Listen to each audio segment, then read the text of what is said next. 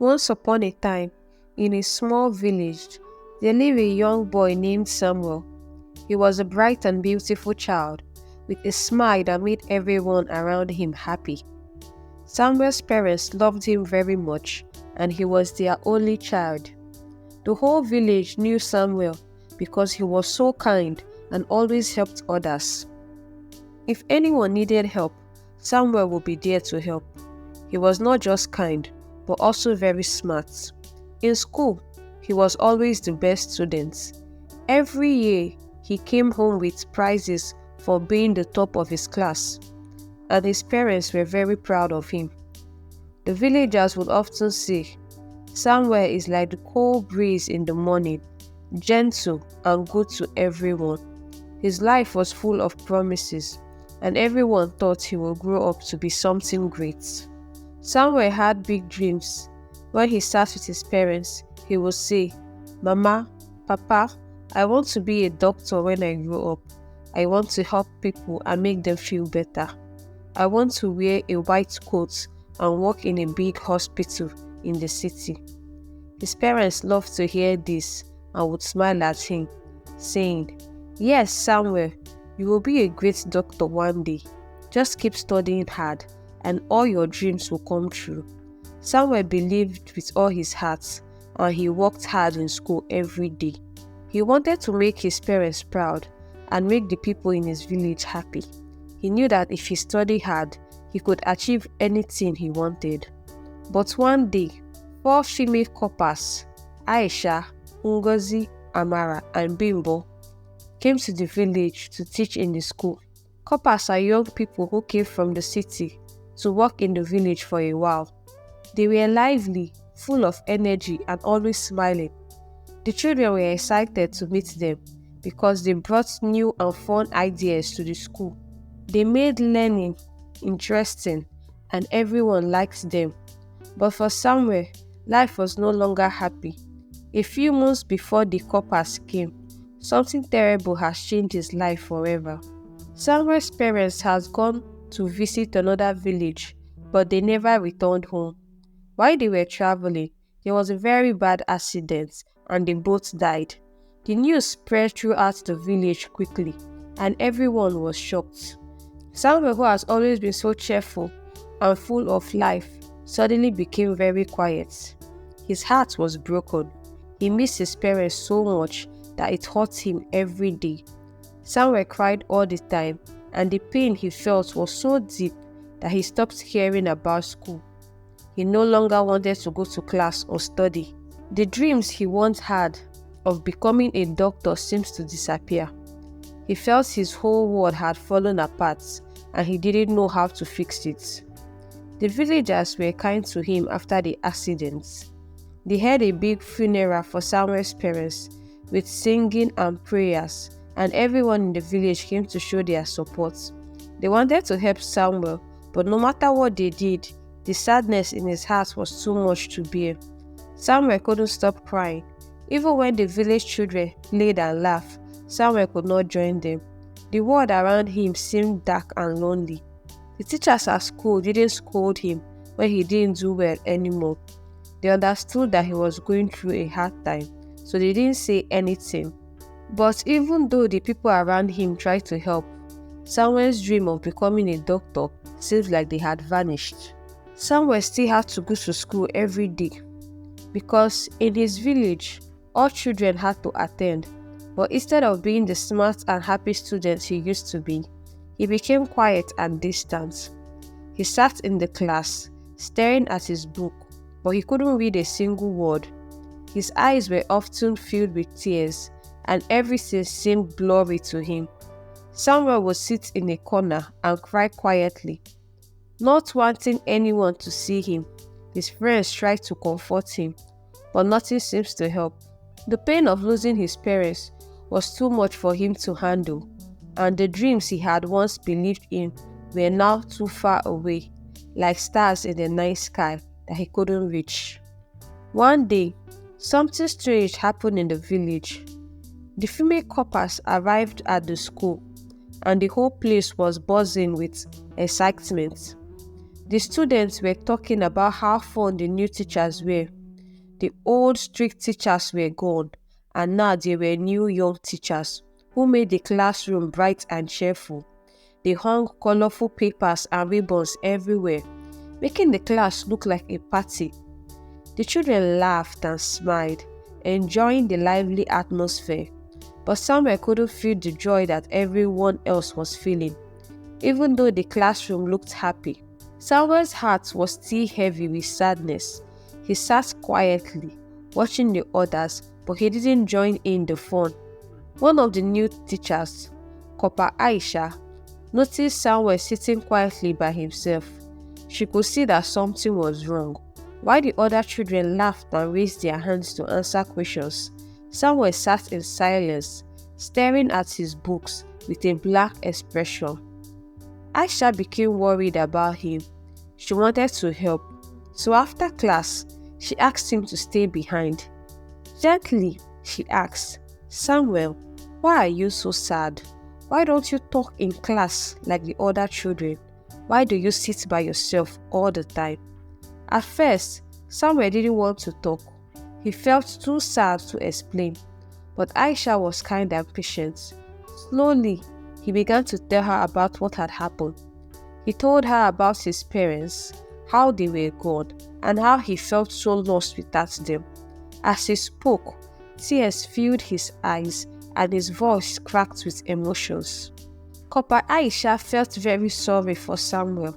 She listened carefully and then said, "Samuel, you are still the same smart and strong boy you used to be. You can still be a doctor one day. Don't give up on your dreams. I will help you." Her words gave Samuel a little bit of hope. It was the first time in a long time that someone had told him he could still achieve his dreams. He started visiting Aisha's house after school for extra lessons. With her help, Samuel slowly began to improve. He started doing better in school again, and for the first time in a long time, he smiled a little. He even began answering questions in class. Though he was still quiet and shy, the sadness that had surrounded him started to lift, and he began to believe that maybe he could still become a doctor one day. But while Copper Aisha was helping Samuel, something else was happening. The other female coppers, Ngozi, Amara, and Bimbo, noticed how often Samuel went to Aisha's house.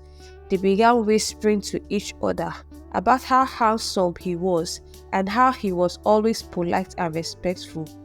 They saw him as a gentle, good-looking boy, and soon they started talking about him in a way that wasn't right. "Samuel is such a nice boy," Bimbo said one evening. "Why does Aisha get to spend all the time with him? We should get to enjoy his company too." Ngozi and Amara agreed, and soon they started planning something very wrong. One evening, when the three female coppers were together, Ngozi, Amara, and Bimbo made a wicked plan. They decided that they wanted to spend time with Samuel, just like Aisha did.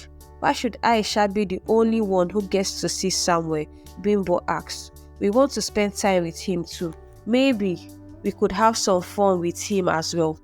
They laughed and talked about how they could trick Samuel into visiting their houses. Their plan was mean and very selfish, but they didn't care about how it could affect Samuel. The next day, they went to Aisha and said, "Why don't you share Samuel with us? We see him going to your house all the time. Why don't you let him visit us too? We want to help him with his studies." Aisha was shocked and angry.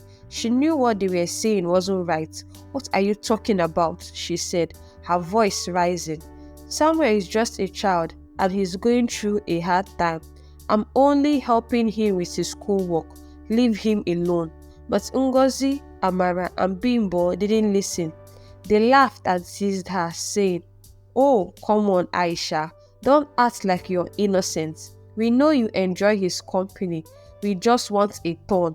Don't be selfish." Aisha was furious. She told them to stay away from Samuel, warning them not to bother him, but they ignored her warnings. They had made up their minds and they weren't going to stop. They thought Samuel was just a boy and they could do whatever they wanted with him. Then, one afternoon, something terrible happened. Samuel went to Aisha's house for his usual lesson, but when he got there, Aisha wasn't home. Instead, Ngozi, Amara, and Bimbo were waiting for him. They smiled at him and said, "Aisha has gone out to buy something. Come inside and wait for her." Samuel trusted them because they were Aisha's friends, so he stepped into the house without thinking that anything bad would happen. But as soon as he sat down, everything changed. Ngozi, Amara, and Bimbo closed the door and their smiles disappeared. They looked at Samuel with dark, mean eyes, and before he could understand what was happening, they grabbed him. He tried to scream, but he was too scared. They forced him to do things he didn't want to do, hurting him deeply and ignoring his cries for help. Samuel felt so scared and powerless, and all he could do was cry.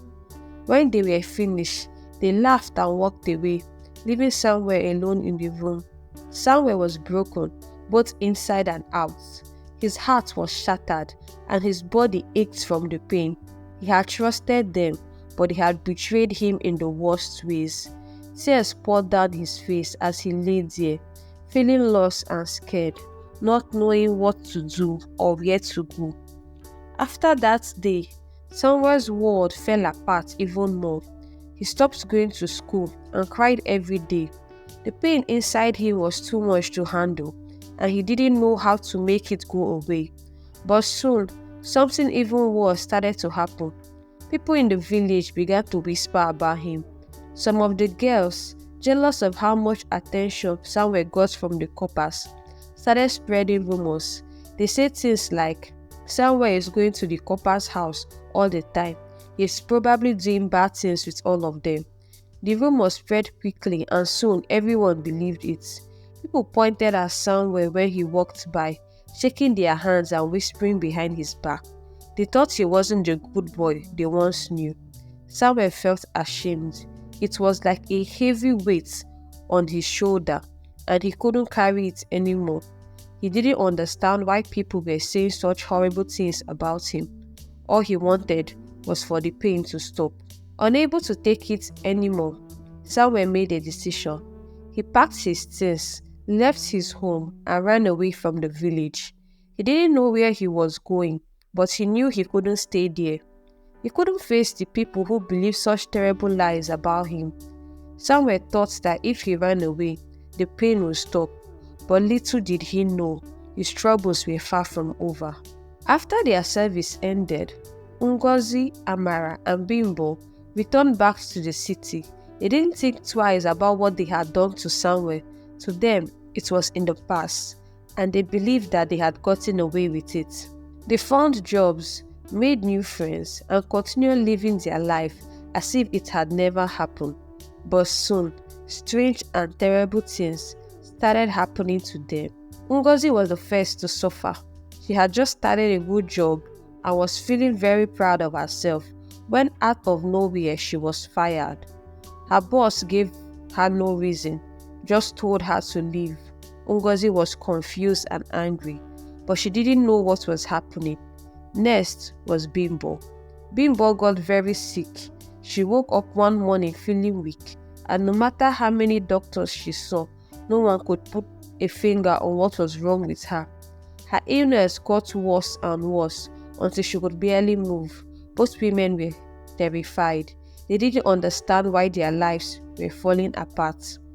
Desperate for answers, they went to see a wise old man in the village. They told him about all the bad things that were happening to them and asked him why they were being punished. The old man listened quietly, then shook his head and said, "This is not just bad luck. The spirits are angry with you. You did something terrible, and now the spirits are seeking justice." Amara, Ngozi, and Bimbo were confused. "What did we do?" they asked, not understanding. The old man's voice was calm but serious. "There's a boy named Samuel," he said. "You hurt him when he trusted you. The spirits of his parents are very angry and are punishing you for what you did." Suddenly, The memory of what they did to Samuel came flooding back. They realized that their wicked actions had brought them this suffering. They had forgotten about Samuel, but the Spirit had not. The Spirit will not stop until Samuel forgives you.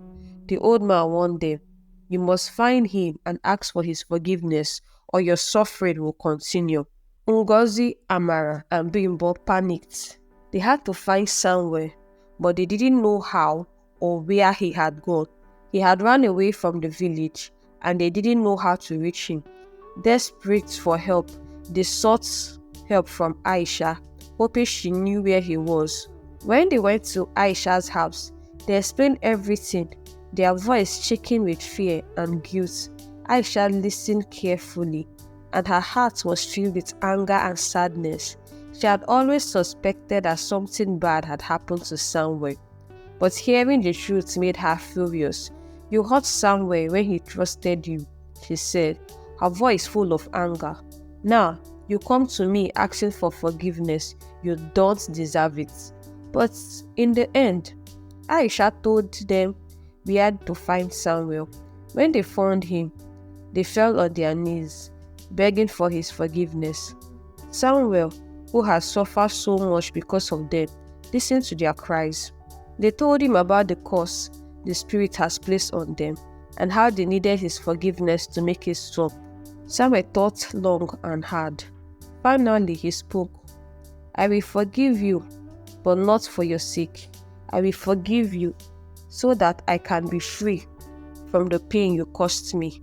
Samuel didn't forgive them because they deserved it.